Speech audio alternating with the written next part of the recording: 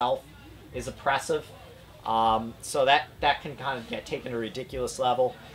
You also have post-civilization anarchism, that we're going to move past industrial civilization.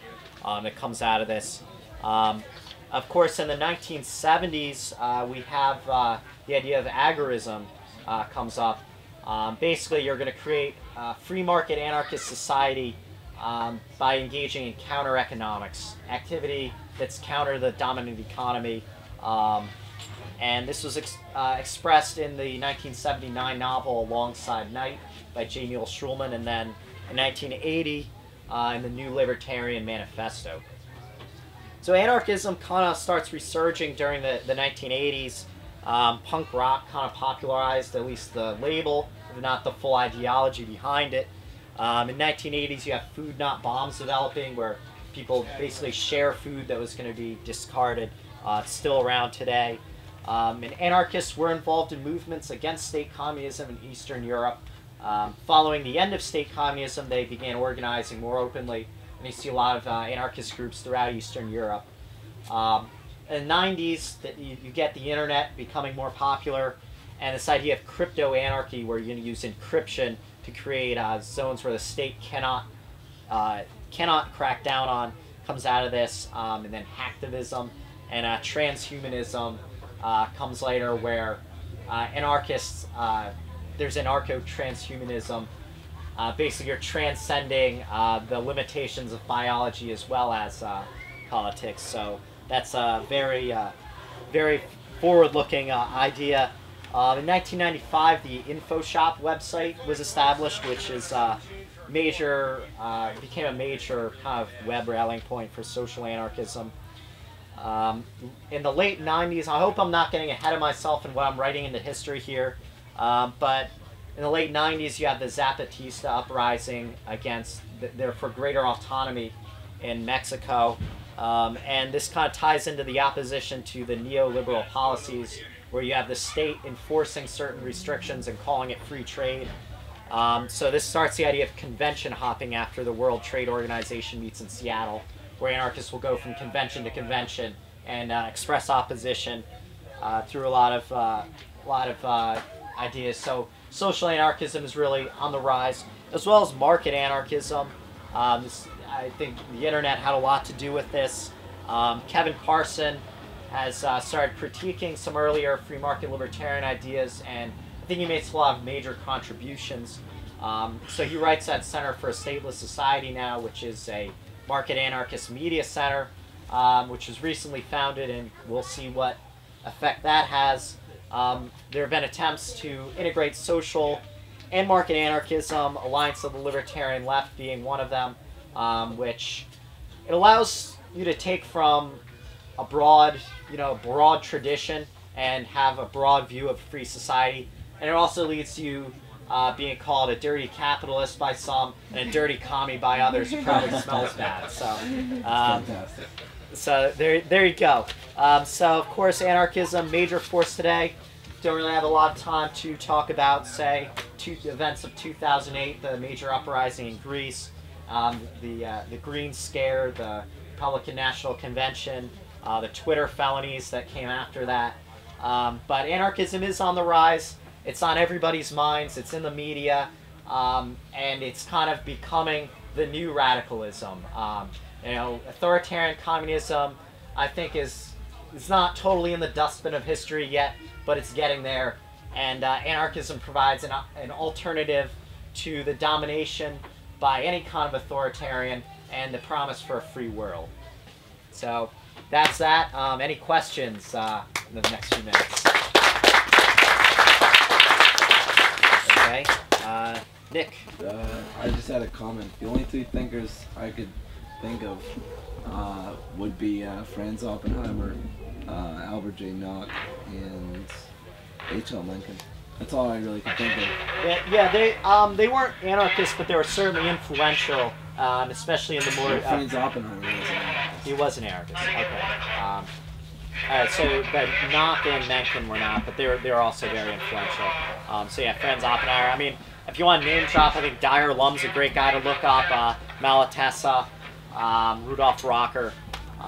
So Other questions? I think you were first. So it seems like a lot of modern anarchist thinkers came from Europe and America. Why do you think that is? Why?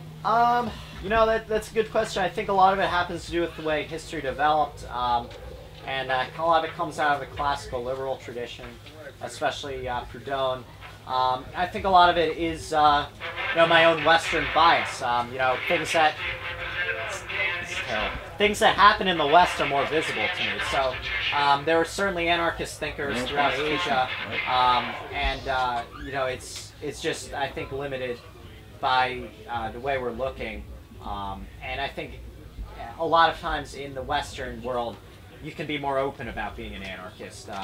You're not going to get executed as easily. So I think that kind of skews our perception. You in the gray shirt had a question. Yeah, and actually this kind of addresses what she just asked, but a lot of people's question is, why is anarchism so recent? And I think one of the reasons is that it is actually the modern centralized state that's actually, you know, anomalous in history, as opposed to stateless societies. Not necessarily voluntarist in the sense that we would think of them, but, you know, it is actually a fairly recent thing that there are these large, centralized, ruled from the top states. Even like the Roman Empire, you know, there is no actual criminal law in the Roman Empire. There's only civil law. Everything else is done through the paterfamilias. And, you know, this goes on, you know, basically every single government that has existed before, say, like 1700, is very decentralized, very much not top-down. Okay. So it's, I think that's the reason that anarchism is only a recent thing. Yeah, I mean, I think that could be, you could say, especially for the formal idea of anarchism, as opposed to like a tendency of people organizing, you know, just somewhere off where the state can't reach them. And of course, anarchism isn't just opposed to the modern state, but you can argue that the modern state is a lot more totalitarian than, say, the feudalism. Political scientists consider the modern state to have arisen after the Peace of Westphalia in Europe in the 1640s.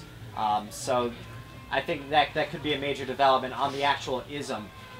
There wasn't a real political science that was as prevalent, perhaps, until then. Okay. Do you recommend any titles on like histories of actual existing anarchist groups, like the Pirate Utopias or maybe some of the groups in Spain in the 30s? I've heard that these groups exist, but I don't know of any titles. You know, titles a little difficult for me right now, but a lot of this can be found by Googling. There's a lot of anarchist presses out there. Kate Sharpley Library, AK Press. I think we have some Black Cat Press titles back there.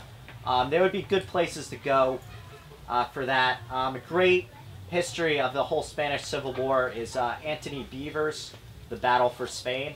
It doesn't really focus on the anarchism, but it gives you a sense of the context. For other societies out there, I mean, Paul Avrich is a good author to look up. He was a historian of anarchism. So I don't know if that helps you out.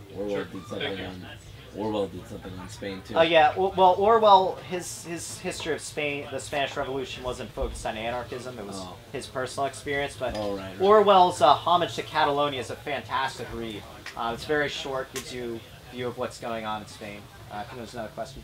Jack, are we done? Yeah. We're done. Do we have time for one more? Sure. Right, one more.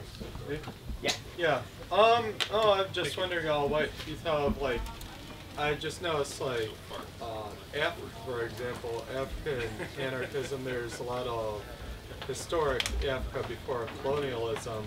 There were a good deal of tribes that didn't really have a king or a leader, but they were small tribes, and I was just wondering, like, I mean, I support the market anarchist position, but I also noticed, like, what you were saying with anarchists in the past, have this, like, aversion to wealth or having a lot of wealth, and I noticed that, like, those African countries don't have that wealth, and that's how some of them thrive. And then you have the rise of the modern state, just with all the wealth, and then they can suck up the productive capacity. So wondering what your comments or thoughts. Well, yeah, there are a lot of tribes in history have been more egalitarian than others, where you don't have this huge top-down thing going on. And David Graeber talks about this in Fragments of an Anarchist Anthropology, which we might have a free copy in that Laser X paper box back there. Yeah, that's something that should be looked at. I think maybe they just weren't able to figure out a way to have money without having domination. Whereas, say, with mutualism and agorism, these are attempts to have a functioning market society where you don't have people dominating over another. So I think that's one way you could think about it. All right, so thanks. Going into the other presentation here. Yeah, Now keep in see you mind, all. tomorrow at noon.